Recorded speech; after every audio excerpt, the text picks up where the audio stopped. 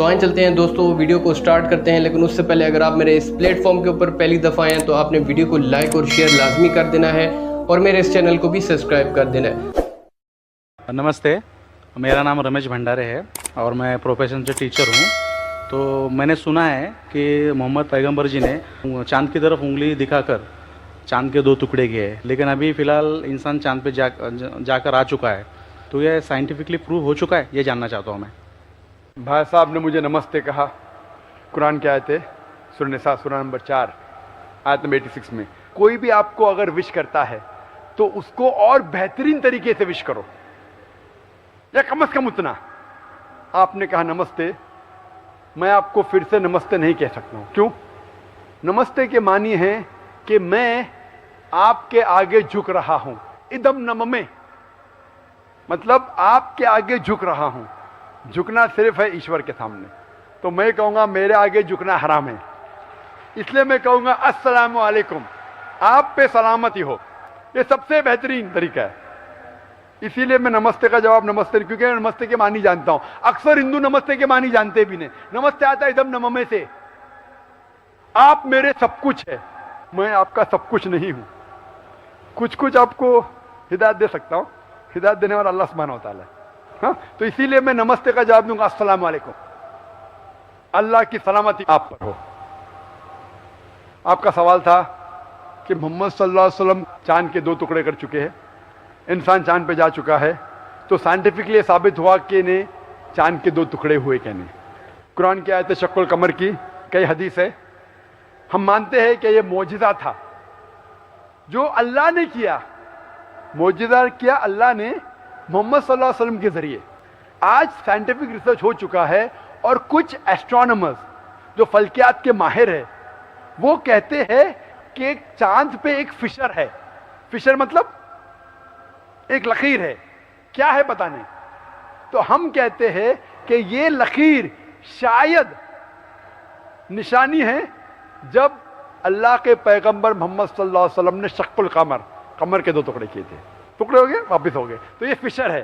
تو سائنٹیفکلی ایک فشر ہے، کیا ہے لوگ کو پتہ نہیں، تو میں کہتا ہوں انشاءاللہ وہ فشر وہی ہے جو اللہ کے رسول نے ٹکڑے کیے۔ لیکن آج اگر کوئی کہے گا کہ چاند کے ٹکڑے 2 ہو گئے اس لیے میں اسلام میں مانتا ہوں، شاید، لیکن آج دور معجزہ کا نہیں ہے، چمتکار کا نہیں، آج دور ہے سائنس کا۔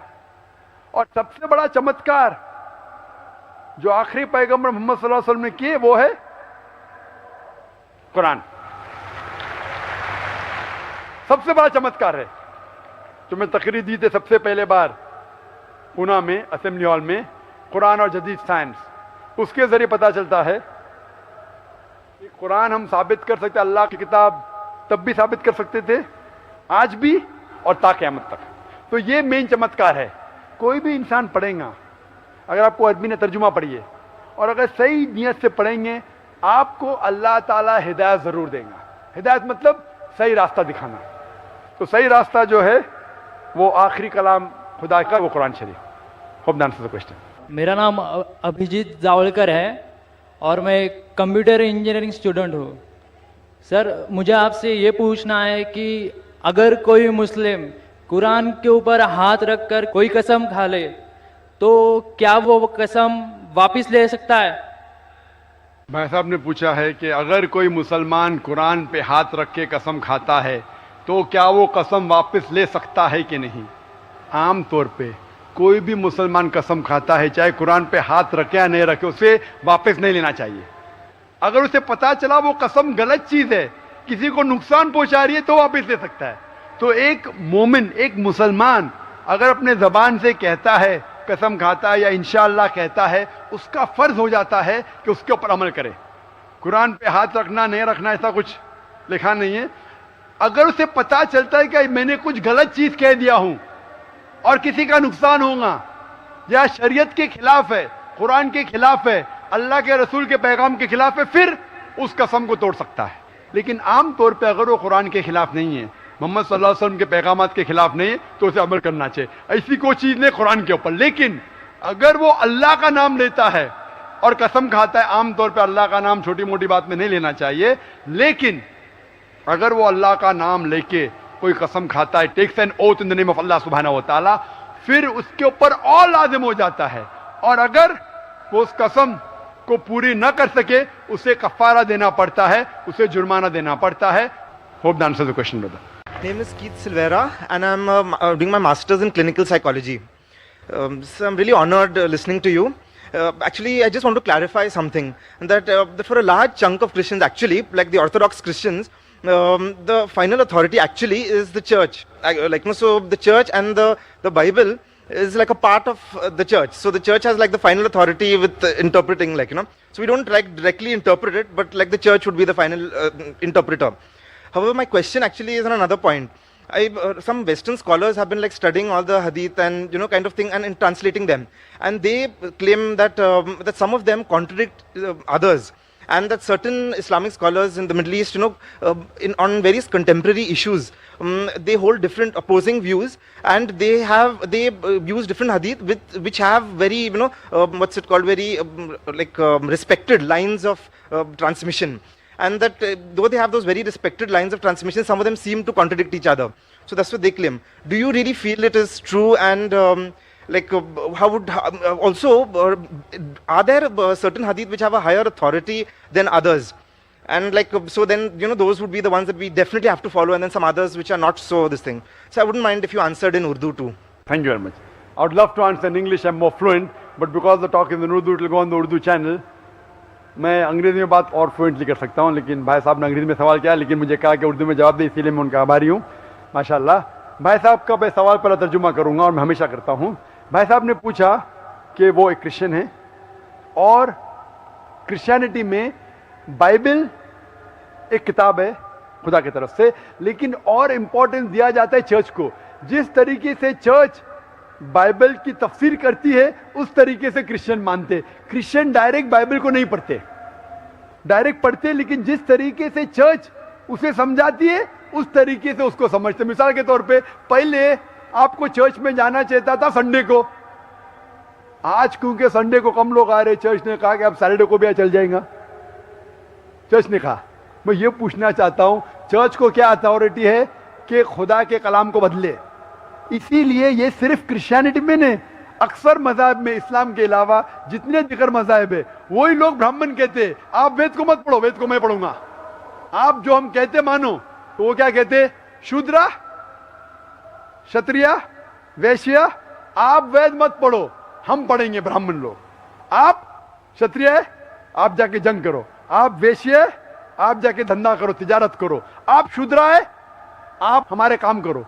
आप अगर अच्छे काम करेंगे, अच्छे से हमारी खिदमत करेंगे, अगले जन्म में आप अच्छे बनेंगे. अभी अगला जन्म है क्या नहीं बाद में मालूम, इस जन्म में तो उनको मिल गया ना. आप अगर वेद पढ़ेंगे तो गुनाह है. ये कौन कह रहा है? ब्राह्मण. वेद में तो नहीं लिखा है. आप समझ रहे क्यों? तो लोग को वेद से दूर रख रहे. खुदा का कलाम हर इंसान के लिए, क्यों लोग को दूर कर रहे? इसीलिए मैं कहता हूं इंडियन गवर्नमेंट से, आप हिंदू को संस्कृत सिखाओ. वेद समझेंगे तो जिस तरीके से कर्नल साहब कह रहे थे, नफरत दूर होगी. इसी तरीके से चर्च भी ये चीज करती है कि हम इंटरप्रेट करेंगे. चर्च अभी है, बाइबल कब आई? हजारों साल पहले. But generally they say that kind of thing, the Bible is a book of the church kind of thing. Who's saying? So what is it Is called? the Bible saying that? Is the Bible saying the Bible is a book of the church? You show me any statement where Bible says Bible is a book of the church. Does it say? No. When the church says that Bible is the book of God, so should we follow the word of God or word of church? Who's higher? Do you worship God or do you worship the church? Who is your creator, the God or church? कौन आपका खालिक है, खुदा या church? कौन खालिक है आपका? आपका बनाने वाला. Who is your creator? God. तो आप गॉड की बात मानेंगे, चर्च की बात मानेंगे? हाँ, ये कह सकते हैं अगर कोई बाइबल को मिस इंटरप्रेट कर रहा है तो ये कहिए ठीक है, इसका सबूत ये है, आप जाइए ट्रांसलेशन के पास. नहीं आप पढ़ नहीं सकते, ये बोलना गलत है. इख्तिलाफ हो सकता है, चाहे वेद या बाइबल हो या कुरान को समझने में इख्तिलाफ हो सकता है. तो कुरान में क्या लिखा है? कुरान में लिखा हुआ है सूरह कमर में chapter number 54 verse number 22, verse number 32, verse number 40 और वर्स नंबर 17 में लिखा है कि कुरान को समझना बहुत आसान है। वलक़द यस्सरनल कुरान लिज़िक्रि फ़हल मिन मुद्दकिर। हमने कुरान एक आसान बुक नाजिल किया आपके लिए, तो कौन इसके ऊपर अमल नहीं किए। लेकिन साथ में ये भी लिखा है सूरह नहल में सूरह नंबर 16 आयत नंबर 43 और सूरह अंबिया सूरह नंबर 21 आयत नंबर 7 में कि अगर आप नहीं समझ सके तो आप उस इंसान से पूछिए जो इल्म रखता है। मतलब अगर आप नहीं जानते तो आलिम से पूछे जो उस मैदान का इल्म रखता है। तो अगर कुछ इख्तिलाफ है, अगर साइंस के बारे में कुरान में लिखा है तो आप साइंटिस्ट से पूछिए, उसकी मदद ले सकते हैं। अगर कुछ चीज में इख्तिलाफ है तो उस चीज के लिए आप माहिर इंसान से पूछ सकते हैं। अगर नुज़ूल कुरान जानना चाहते हैं तो ऐसे ही शेख से पूछे जो दारुल उलूम जा चुका है। तो ये कहना कि चर्च अगर बाइबल को कॉन्ट्रडिक्ट नहीं करता है तो हम मानने को तैयार है। जब बाइबल में लिखा है 2 जमा 2 4 और चर्च कहते हैं 2 जमा 2 5, तो आप किसमें मानेंगे, बाइबल या चर्च में? एक भी जगह पूरे बाइबल में बिना शुबा, बिना कोई शक के एक भी जुमला नहीं है जिसमें ईसा अलैहिस्सलाम खुद कहते हैं कि मैं खुदा हूं या मेरी इबादत करो, फिर भी चर्च कहती है कि ईसा अलैहिस्सलाम खुदा है। तो अब किस में मानेंगे, बाइबल में या? ईसा अलैहिस्सलाम खुद कहते हैं कि मैं अपने आप कुछ भी नहीं कर सकता हूं, चर्च कहता है कि वो खुदा है। तो अब किसकी बात मानेंगे? अगर मैं बाइबल को मिस इंटरप्रेट करता हूं बताइए, जाकिर आप गलत है। बाइबल में ये हवाला दीजिए, मैथ्यू में, ल्यूक में लिखा है कि ईसा अलैहिस्सलाम खुद कहते मैं खुदा हूं, एक भी नहीं जुमला है। ये मेरा चैलेंज है। जब मैं चैलेंज कर रहा हूं दुनिया में करोड़ों लोग के सामने, मैं डिबेट कर चुका हूं अमेरिका में, यूके में, हिंदुस्तान में, कई टॉप स्कॉलर से, वो जब साबित नहीं कर सके फिर भी आप बोलते चर्च की बात मानो। How would you interpret?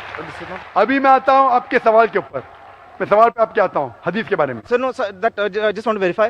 How would you interpret the part in 1 Corinthians where it says that the church is the pillar and bulwark of the truth? 1 Corinthians में लिखा है कि church is the truth and The pillar and bulwark of the truth. Bulwark of the truth. Corinthian किसने लिखा है? किसने लिखा है कोरिंथियन? Saint Paul. हाँ, Saint Paul. सेंट पॉल, खुदा ने नहीं। बिल्कुल सही। तो मैं ये कहता हूं कि वो जुमला बताओ जो ईसा अलैहिस्सलाम ने लिखा है। हम मानते हैं कि इंजील अल्लाह की वही है, ईसा अलैहिस्सलाम के जरिए नाजिल की गई। कोरिंथियंस जो पॉल की, हम पॉल में माने या ईसा अलैहिस्सलाम में माने? ईसा अलैहिस्सलाम कहते हैं कि अल्लाह की तरफ जाने के लिए आप अहकामात को मानो, कमांडमेंट्स को मानो। कोरिंथियन में लिखा है चर्च इज द बुलमार्क। कोरिंथियन में लिखा है कि पुराने ऐदनामा को छोड़ो, ईसा अलैहिस्सलाम को मानो कि सूली पे चढ़ गया। तो आप पॉल की बात मानेंगे या ईसा अलैहिस्सलाम की बात मानेंगे? किसकी बात मानेंगे? तो जब भी टकराव है, अगर एक किताब पॉल ने लिखी, सेंट पॉल ने, एक जुमला ईसा अलैहिस्सलाम का, टकराव होता है, किसकी बात मानेंगे? ईसा अलैहिस्सलाम की। बिल्कुल सही। इसी तरीके से हदीस में भी आता है। हदीस भी कई किस्म की हदीस है। हम मानते कुरान में और सही हदीस में। कुरान अल्लाह सुब्हानहू व तआला, ईश्वर, खुदा का आखिरी कलाम है। इसमें बिल्कुल मिलावट नहीं, क्योंकि खुदा खुद कहते हैं, अल्लाह सुब्हानहू व तआला खुद कहते हैं सूरह हिजर में सूरह नंबर 15 आयत नंबर 9 में, हमने कुरान नाजिल किया है और हम इसकी हिफाजत करेंगे। इसमें कोई मिलावट आ ही नहीं सकती। दूसरी चीज है हदीस। हदीस मोहम्मद सल्लल्लाहु अलैहि वसल्लम का अमल है, उनका कौल है। हदीस इकट्ठा नहीं हुई थी। हदीस इकट्ठा होने का सिलसिला शुरू हुआ 50 साल बाद, 100 साल बाद। तो अभी हम तहकीक करते हैं ये हदीस सही हदीस है कहने, क्या अल्लाह के रसूल ने सही में कहा कि नहीं? तो तहकीक के बाद स्कॉलर्स कहते हैं ये सही हदीस है, ये ज़ईफ हदीस है और ये मौजू हदीस है। तो इस तरीके से हदीस की कैटेगरी, सही हदीस पे अमल करना चाहिए, ज़ईफ और मौजू हदीस पे हमें अमल नहीं करना चाहिए। सही हदीस में भी क्राइटेरिया है, 10 क्राइटेरिया है जो वक्त नहीं कहने के लिए। तो हदीस में भी क्राइटेरिया है सही या गलत, और उसकी एक साइंस है।